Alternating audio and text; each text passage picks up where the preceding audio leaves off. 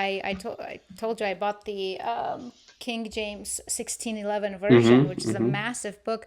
One thing I love about it is at the beginning there's like a zillion pages of just showing the tree of life, the foundation where civilization started from, and then just branching it into every single name like Noah, Shem, Ham, whatever, and then just trickling down the entire biblical races and people and kings and whatever. It's just kind of bringing that down into a visual. And I think that's so important because this is why in older times, when you read a newspaper, let's say from 1896, I was reading a newspaper from 1896 from the archives, and it was interesting. It was like, and this is where, Armenia appears in the Bible with the same name as before, where Noah planted his first grapes and whatever. And I'm like, I don't read the new version of the Bible and see any of that, right? Like, I don't walk away thinking, oh, wow, okay. The first grape wines were put down by Noah in Armenia, and the ark stopped on Mount Ararat in Armenia. You just don't get that. And then you start wondering, like, why? Why such details have escaped? And I'm Armenian and I'm noticing that. What else is not there that I will never know, right? What else isn't showing up in the Bible, whether it's certain cultures like Armenia? I don't see much about Ethiopians. I think there is some, but there's quite a bit about, of course, Romans and Greeks and Hebrew and Israel, obviously. But there are some cultures that seem to have taken pretty predominant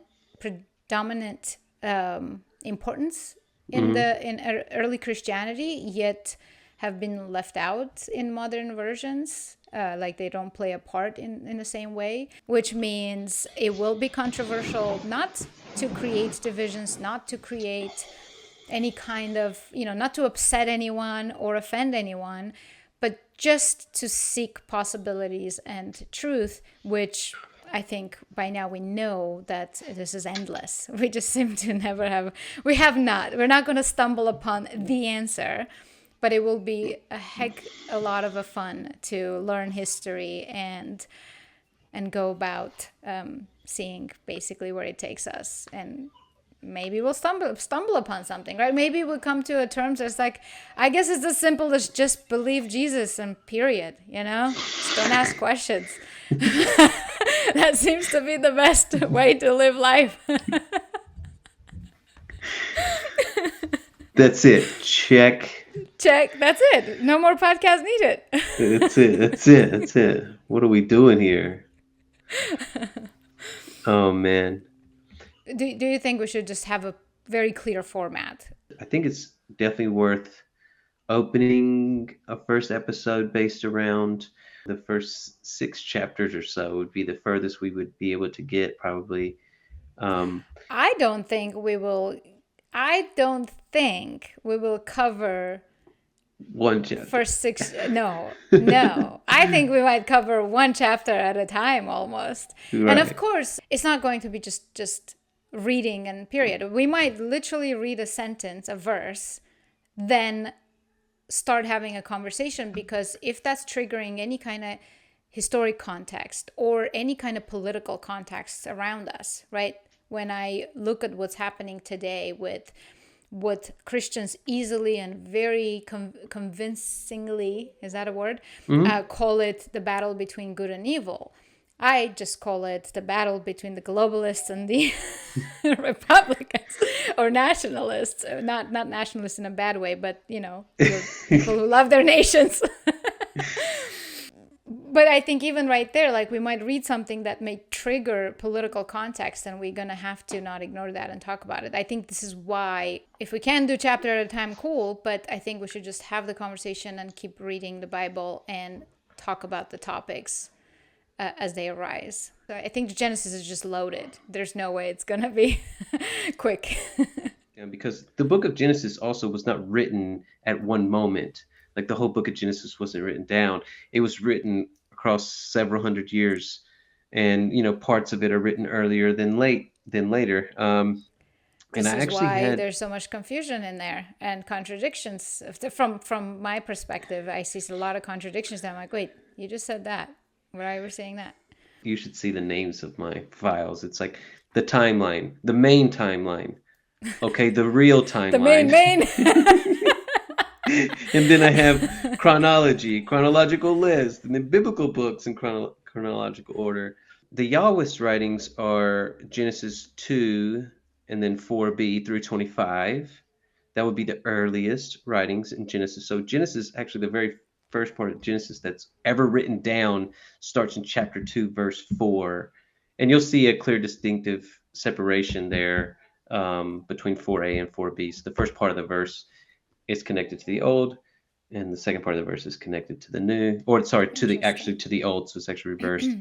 And then also Genesis 15, so the covenant with Abraham, with Abram, later Abraham, where God promises Abram descendants as numerous as the stars. So that would be the other old writing, and then the Elohist, which is second, would be Genesis 20.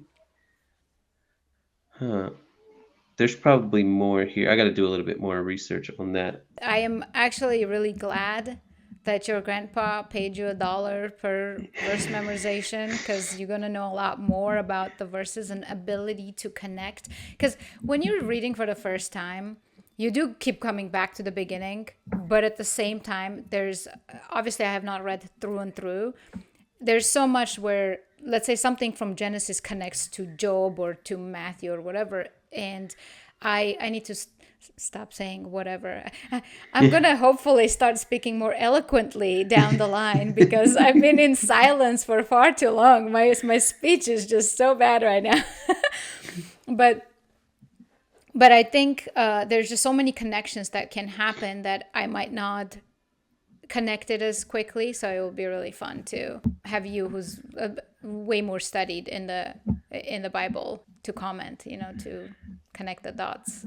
And the thing Yeah. is that like even the things that I write down, they are truly only my perspective. Usually, I do take from commentators, and I do take from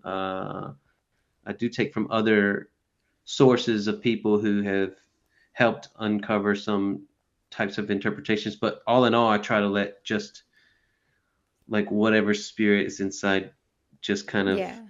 kind of lead me into a specific direction, and therefore it is my own. And um, I think so that's I don't care if people important. disagree with me or anything. That's totally fine. I think that's important, and I think it is really important to say a few things about that very thing you just said, right?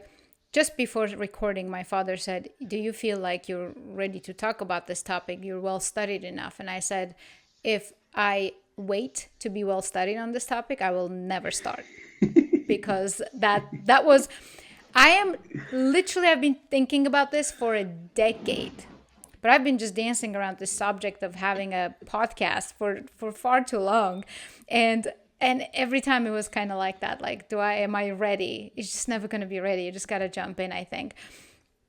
But another part that you said is it's going to be our interpretation, and that's fine, because I don't think actually the gazillion denominations of Christianity is testament that clearly it speaks to people different ways.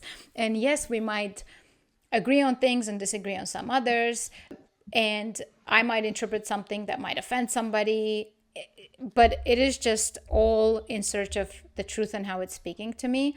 And there will be times when I will be harsh. I can't keep my tongue restricted if I have a comment to make, if it's saying something to me that I'm like, wait a minute, and I know it will come. I know it will come. But it is just meant to study and learn, and I don't know where it will take me. But the intentions are coming from a good place, because one, the humility of wanting to study and learn, because I don't know enough, and two, I mean, I might come out super religious after this. Who knows? Or I might remain the same. I mean, I'm so hyper logical that it's a little bit difficult to imagine. But then, you never know where it's going to take me. Yeah. What was the defining moment though for me to just say like, hey, I need to focus more on spirituality was literally that. I mean, I did a lot of reading into like Buddhism and stuff like that. It really drastically changed the way I approach my Christianity. my temple. Yeah, Christianity. How I approach Christianity. Seriously. Just Um, trigger people right off the bat. yeah. So, and the reason why is because in Buddhism, obviously, they have different names and terminologies for different things that now we have medical terms for. I would say we don't have other religious terms for. They weren't considered to be like a religious terminology, such as like chakras. Like we'll call them nerve Oh. centers or whatever. Um, but yeah, I mean, when they talk about the chakras and each part being a specific part of the person, and it travels all the way up, and the crown is the overseer, is is the greater than you, right? Whatever that is, it's greater than you. And I think the further you can step into that, the greater it becomes. Even like in your own mind, we can say, oh, it's greater than me. We can make that like a father figure, like an actual parent, right? Or a teacher. But you can also make that greater than you, into a place of divine nature. um, Mm-hmm. and and I just thought to myself, like, how could I ever consider being the only one responsible for my actions? Like, how could I, who do I answer to, right? Who I can't answer to myself because then I'll just be a mess, right? Like I need something or someone or however you want to call it to answer to. And it really got me thinking, like, okay, so if I can hold myself to this higher standard, right? And I think that's where spirituality is really. I think that's the beginning. That's the base of spirituality, is to recognize that there is a higher power, and just really saying, like, hey, okay, speak to me directly, show me the way, show me how to live my life. Because when you really sit and think about those things, you know exactly when you say and what you do that's either feels good or feels bad, like, kind of in a way, like, oh, the way I responded to that person was, it maybe it Not felt good. so good, but oh no, it was probably not good, and so it's like you need that like overseer to be like, hey, you should be watching how you talk. Yeah. I guess that's the conscious, like your consciousness, right? I think in many places it can have so many different names. Like in Christianity, it can be God, Jesus. When you're thinking about stoicism, then it's just you holding yourself accountable, right? Like making sure that you're truthful to yourself. It's not like you say this one thing to appear good to someone, but then in reality you're flawed. You said something that means that has weight, and you stick to that. You deliver that word, so you're not a hypocrite. And I think that's that's essentially where just so many things just intertwine between religion and spirituality and stoicism. To me, it is very interesting. Hmm. Yeah, and interesting enough, I think stoicism is something that is related to even Plato, right? And that would be, we could probably Google something like that, right? ChatGPT. Is Plato considered stoicism? Um, do you know what I think that every podcast needs, though? You've watched Joe Rogan podcast, right? Oh, of course. Everybody needs a Jamie. Like, we need a Jamie in the background, like looking up. Oh, I know. Uh huh. So we Oh could my be God, hands it free, is. Stoicism is a philosophical school founded in Athens, Greece, in 300 BC before Christ, by Zeno of Citium. But is Plato considered stoicism? No, No, right. Plato was not a Stoic. Okay. Obviously, because you were giving the time frame, so. He's the founder of Platoism. What is this Stoicism? I got my own word. Yeah, right. Right. I should have known. Yeah, it's pretty interesting. Yeah, and it's funny because no matter how many times we look into this stuff and research history ourselves, like, we're still going to get a lot of the facts and stuff all mixed up, which is Oh totally yeah. fine. I think we need to try to, yeah, I think accuracy is important, obviously, but I think overall, like, I think there's something so much deeper there. So Yes, and I think I know what you're trying to say, but accuracy is important. However, we're not claiming to be some academics that have studied for 300 years and know everything. So we got to be able to have a conversation, and we're going to make mistakes for sure. And I am absolutely horrific with names, okay?